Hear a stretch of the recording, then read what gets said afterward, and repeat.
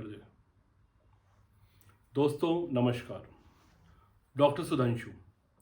दोस्तों आप अखबारों को पढ़ रहे हैं और सभी जगहों पे पता लग रहा है कि पिछले 5 बरस में कांग्रेस सरकार ने जो कहा कि हम भर्तियां कर रहे हैं, चुनाव से पहले ये लोग कहते हैं कि हम इतने लोगों की भर्ती करने वाले हैं, उससे वोट लेते हैं और वोट लेने के बाद में जब भर्ती के विज्ञापन निकालते हैं, नौजवानों के अंदर एक आशा की किरण पैदा कर देते हैं। नौजवान गांव से, छोटे छोटे कस्बों से निकल करके जयपुर जैसे बड़े शहरों में आते हैं और एक महीना जयपुर में रहने का खर्चा कितना मानते हैं आप? एक महीने में 5 से 10 हज़ार रुपया, और एक साल रुकने का मतलब है 50, 60, 70 हज़ार रुपया। फिर एक कोचिंग ज्वाइन करते हैं ये लोग, कोचिंग की फीस 50 हज़ार, 60 हज़ार, 70 हज़ार। यानी कि एक बच्चा जो गांव से निकल करके जयपुर में आ रहा है, 1,20,000 से लेके 1.5 लाख रुपया खर्च करता है। एक अरमान होता है, एक सपना होता है।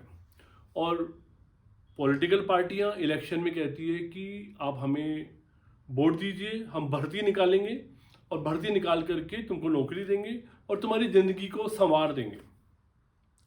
अब परिणाम आपके सामने है। अभी एसआई की जो भर्ती हुई 2021 में, जिसके टॉपर के वीडियोस पूरे राजस्थान में रिलीज हुए, मीडिया ने बड़ी बड़ी खबरें छापी कि अमुक आदमी इसका टॉपर है और उसकी बातें चल रही है कि देखिए ऐसे पढ़ते थे, ऐसा करते थे। अब जब कांग्रेस की सरकार गई, क्योंकि कांग्रेस की सरकार तो मिली भी थी सारे मसले में, अब नई सरकार आई, जांच की गई, पर्दे हटी। पर्दे हटने के बाद पता लग रहा है कि जो टॉपर था उसको नकल करने के लिए पेपर उपलब्ध कराया गया और टॉपर ने नकल करके परीक्षा को पास किया। और केवल टॉपर ने पास नहीं किया, आप देखिएगा कि लिस्ट लगी हुई है। आजकल में खबर थी कि 15 लोगों को ट्रेनिंग से गिरफ्तार किया गया है जिन्होंने नकल की है। ये एक ग्रुप पकड़ में आया है, एक कोई गैंग है जिसने ये पर्चा बेचा है और नकल करवाई है, और उस 15-20 लोगों की बातचीत सामने आई है। कितनी गैंग है ये कोई नहीं जानता, कितने लोग इसमें इन्वॉल्व हैं कोई नहीं जानता। मोटा मोटा मैं ये कह सकता हूँ कि जितने लोगों की नियुक्ति हुई है उसमें से अधिकतर लोगों की नियुक्ति टॉपर की तरह से ही हुई है। इधर बात चल रही है आरएएस परीक्षा के अंदर, कहानी जस की तस है। वही नकल हुई है, पर्चा चोरी किया गया है, पर्चा निकला है वहाँ से, और पर्चा निकलने के बाद में उसको हल लोगों को उपलब्ध कराया गया है, और हल को उपलब्ध कराने के बाद में वो लोगों ने मेरिट के अंदर अपना स्थान प्राप्त किया। विज्ञापन आए उनके कि भाई ये पास हो गया, ये देखो कितना गजब बच्चा था। और इस तरह से होनहार बच्चे, योग्य बच्चे जो गांव से निकल करके शहर में आए, जिनके माँ बाप ने कर्जा लिया, जमीनें गिरवे रखी, अपने गाढ़ी कमाई में से पैसा निकाल करके उनको पढ़ने के लिए जयपुर शहर में या बड़े शहरों में जैसे कि जोधपुर, कोटा में भेजा, वो लोगों के अरमानों के ऊपर पानी फिर गया। और ये कहानी कोई एसआई की परीक्षा की या आरएएस की परीक्षा की नहीं है, जितनी परीक्षाएं हुई हैं।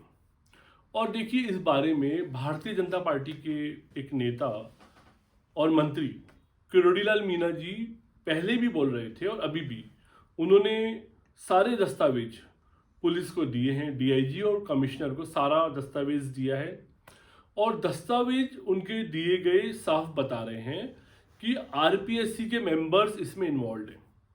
आप देखिएगा जब एक नकलची पकड़ा जाता है तो ये कहते हैं कि नकलची पकड़ा गया, फिर 7 दिन बाद आता है कि जो इन्विजिलेटर था, उस कमरे के अंदर जो इन्विजिलेटर था उसको मास्टरमाइंड बता देते हैं। फिर 15 दिन बाद उसका प्रिंसिपल मास्टरमाइंड के नाम से न्यूज आती है कि असली मास्टरमाइंड तो ये था। फिर बाद में आती है कि जो वहाँ पे क्लर्क है वो मास्टरमाइंड है। बाद में आती है कि जो एग्जाम करवाने वाला कोई कोऑर्डिनेटर था वो मास्टरमाइंड था। बाद में आती है कि कोई जोधपुर में रहने वाला, जालोर में रहने वाला, कोटा में रहने वाला कोई रिटायर्ड आदमी या कोई सरकार का क्लर्क वो मास्टरमाइंड था। असल में मास्टरमाइंड कौन है, इसके ऊपर से ध्यान हटाया जा रहा है।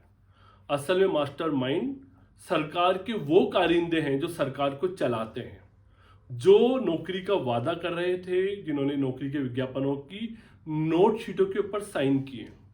सरकार के मुख्यमंत्री, सरकार की चीफ सेक्रेटरी, सरकार के प्रिंसिपल सेक्रेटरी, ये लोग या जो लोगों ने आरपीएससी के मेंबर नियुक्त किए, साफ आ रही है बात की कोई कटारा जो कि आरपीएससी मेंबर था, उसको बाकायदा लेन देन हुआ है, उसने पैसा लेकर के पर्चा जो गिरोह है उसके साथ डील किया है। अब ये कटारा कैसे मेंबर बन गया आरपीएससी का, या कि कोई दूसरा राठौड़ की बात आ रही है, एक कोई महिला आरपीएससी मेंबर की बात कुछ दिन पहले चली थी। ये सब चीज़ों में गालम पेलम है। ये सारे आरपीएससी मेंबर्स पैसा देकर के टारगेट के ऊपर उन पदों पर पहुंचते हैं। जो लोग आरपीएससी मेंबर्स की नियुक्ति करते हैं वो इनके साथ टारगेट सेट करते हैं, इतना रुपया आप हमें सालाना दीजिएगा और आप यहाँ पे आरपीएससी के मेंबर बन जाइए। अब आपको अपना पैसा निकालना है, तो नेचुरली जब वो पैसा निकालना है तो वो जो ये नकल वाली गिरोह होती है, गैंग होती है, वो तो पहले से ढूंढ रही होती है कि भाई किसी तरह से बातचीत हो जाए, और आरपीएससी मेंबर तो बिकने को तैयार हैं क्योंकि वो टारगेट पर है। उनको ऊपर से कहा गया है कि इतना रुपया हमें आपसे चाहिए, तो यहाँ टारगेट पर पूरा ये तंत्र लगा हुआ है। और भोले भाले बच्चे, गांव में रहने वाले बच्चे, शहर में पलने वाले बच्चे जो पढ़ाई के साथ ही सोचते हैं कि मेहनत करूंगा, अपनी योग्यता के दम पर बेहतर नौकरी हासिल करूंगा। आप बताइए आज सरकारी नौकरी की क्या वैल्यू रह गई है? सरकारी नौकरी करने वाले हर एक व्यक्ति को देख करके मुझे महसूस हो रहा है कि मैं एक नकलची से बात कर रहा हूँ। मेरा रिक्वेस्ट है जो ईमानदार सरकारी कर्मचारी हैं उनसे भी कि ऐसे भ्रष्ट कर्मचारियों को, ऐसे भ्रष्ट लोगों को कड़ी से कड़ी सजा दी जानी चाहिए।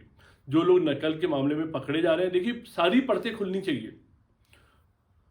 5 बरस की बात नहीं है, कम से कम आप ये मान के चलिएगा कि 20 बरस की कहानी है, क्योंकि ये 5 बरस जिसकी सरकार थी वो सरकार पहली बार नहीं आई थी। यही सरकार और यही कारिंदे लोग जो ये सारी नियुक्तियां कर रहे थे, ये सिस्टम तो इनका 15 साल पुराना है। और इनकी जो विपक्षी सरकार थी वो सरकार भी 10 साल चल के गई है। तो असल में आप देखेंगे जो लोग रिटायर होने की वर्ज पर खड़े होंगे ना, 25 साल पुराने नियुक्तियां पाए हुए लोग, वो भी इस मामले में अपराधी निकलेंगे। हजारों लाखों करोड़ों रुपया हमारी टैक्स का पैसा इन लोगों ने गलत तरीके से परीक्षाएं पास करके, और हमारा पैसा ये लोग खा गए।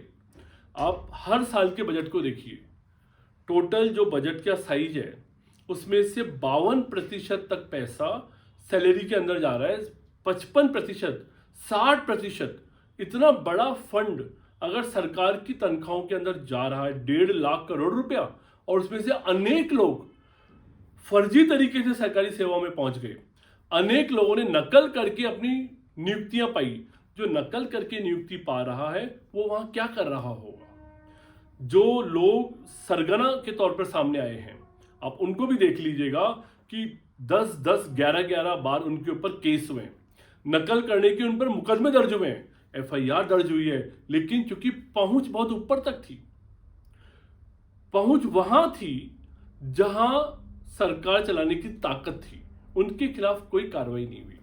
इस मामले में अगर भाजपा या भजनलाल सरकार ईमानदार है, मेरा गुजारिश है, मेरी रिक्वेस्ट है, आप 25 साल के पूरे कारनामे का खुलासा कीजिए, हर एक मामले की जांच कीजिए, हर एक आदमी को सामने लेकर के आइए, नकाब हटाइए, नकलचियों के ऊपर से नकाब हटाइए, स्थितियों को लोगों के सामने लाइए, पारदर्शी हालात बनाइए। ये बहुत गलत हो रहा है, बहुत बेईमानी हो रही है, ये अन्याय हो रहा है नौजवानों के साथ में।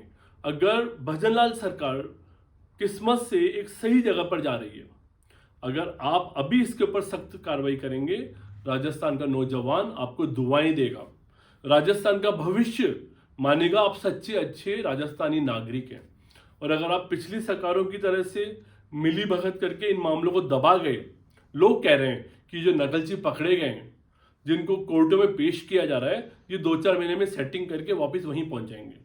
मैं इसी मौके पर एक बात और बताना चाह रहा हूं। रिसेंटली एक खबर हमने पढ़ी थी, केंद्र सरकार ने 2 आईएएस ऑफिसर्स, एक आईएएस एक आईपीएस को, उनके खिलाफ मामला चलाने के लिए, भ्रष्टाचार का मामला चलाने के लिए अनुमति दे दी गई है चालान पेश करने की। दो अधिकारी जिन पर अनुमति मिली है, नीरज के पवन और मनीष अग्रवाल IPS, तो इसके साथ ही राजस्थान गवर्नमेंट के एम्प्लॉइज वो लोग भी भ्रष्टाचार में लिप्त थे। उनके अभियोजन की अनुमति के लिए राज्य सरकार के पास में फाइल गई, 5 दफा गई, उस सरकार ने उस फाइल को रिजेक्ट कर दिया। अभी मौका है भजनलाल जी, ये जो अभियोजन के लिए स्वीकृति के लिए फाइल आपके पास आई हुई है, जो ये करप्शन कांड है, दौसा के अंदर रोड वाला कांड है, और नीरज के पवन पे तो कितने आरोप हैं। मेरी आपसे गुजारिश है, तुरंत अभियोजन की अनुमति दीजिएगा। जो लोग भ्रष्ट हैं, जो लोग चोर हैं, उनको माफ मत कीजिएगा, उनको ढील मत दीजिएगा, सख्त और ईमानदार शासन लाने का प्रयास कीजिएगा। राजस्थान का नौजवान, राजस्थान का भविष्य अच्छी सरकार का इंतजार कर रहा है। धन्यवाद, नमस्कार, जय हिंद।